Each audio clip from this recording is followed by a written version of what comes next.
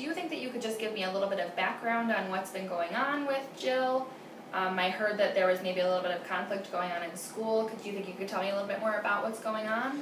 Yeah, Jill's teacher came up to me and explained that Jill was mocking her classmates and decided to throw paper at them, thinking she was funny. And I'm concerned because she's never done this before. And even at home, she started to act out. She'll talk back to me, which she never did before. I noticed her sleeping habits are changed, Yeah, that must be really difficult for you to be dealing with.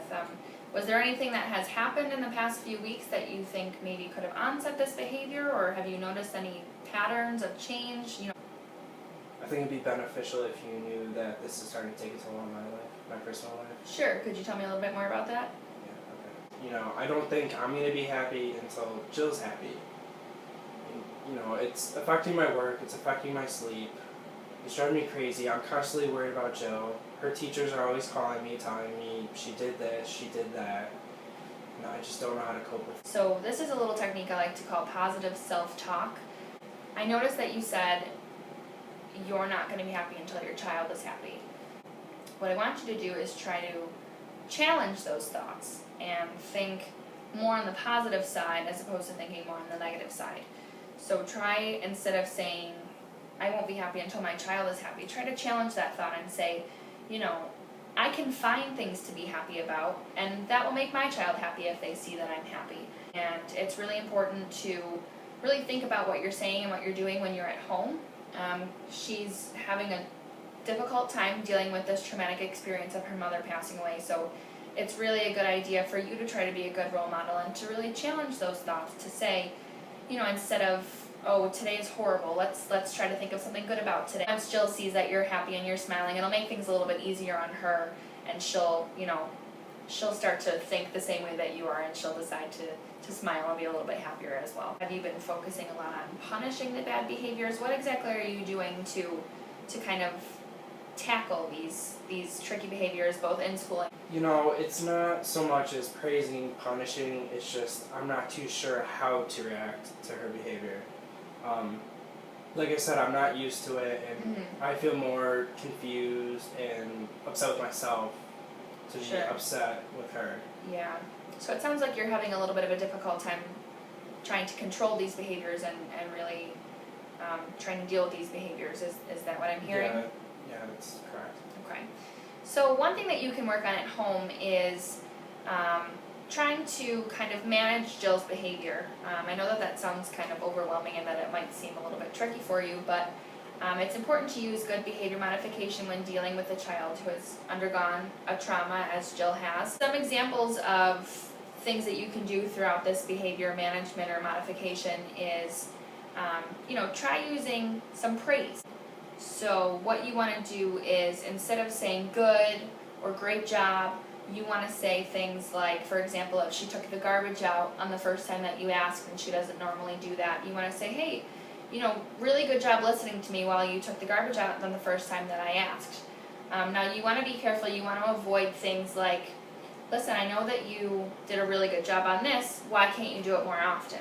You want to really focus when you're praising on just that one specific good job on taking the garbage out when I asked you on the first time. She's going to feel a lot better about that, and it'll, again, take away from that negative, and it'll make her want to pursue those actions, again in the future. Okay. While praise is good for the good behaviors, there is going to come a time where you need to reinforce a punishment on not such a good behavior. A good thing to remember is that it's not a bad thing to use a timeout. Another thing that I want to talk to you about is the idea of putting you and your daughter Jill in a session together. I mean, do you feel like you'd be prepared to sit in on a joint session with Jill? How is Jill doing in these sessions? And I've taught her a variety of different techniques that she can actually go home and practice. So you'll notice throughout the weeks that I've been sending her home with some worksheets and some activities to do while she's away from these sessions. So feel free if you'd like to, pitch in, help a little bit with these activities. It's really beneficial if you we're both to practice these activities outside of our therapeutic sessions, just so that the attention is not just focused on the therapy sessions, and so you guys can actually take what you're learning in these sessions and apply it to your life outside of the office. Well, I think it would be a great idea for us to do a joint session or two.